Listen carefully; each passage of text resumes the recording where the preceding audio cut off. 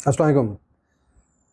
हमारी ज़िंदगियों में बहुत सी ऐसी चीज़ें होती हैं जो कि हम जिन पे बहुत अपनी मेहनत करते हैं, एफ़र्ट करते हैं और बहुत सालों बाद जाके हमें रियलाइज़ेशन होती है, एहसास होता है कि जिन चीज़ों पे हमने इतनी मेहनत की थी और जिनके लिए हम इतना परेशान हुए थे, उनकी कोई हैसियत ही नहीं थी।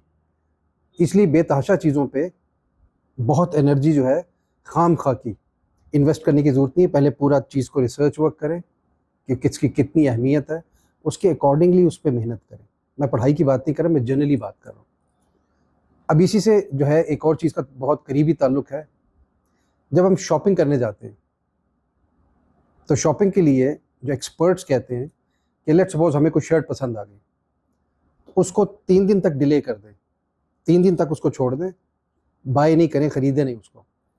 और 3 दिन के बाद भी अगर आपको महसूस हो रहा है कि आपको वो शर्ट बहुत ज़रूरी चाहिए और आपने खरीदनी है, तो फिर उसको जाके आप उसको उसकी खरीदारी करें। 3 दिन तक आप वेट करें। अगर आपको वाक़ई वो चीज़ याद रहती है और आपको वाक़ई अगर उसकी ज़रूरत है तो।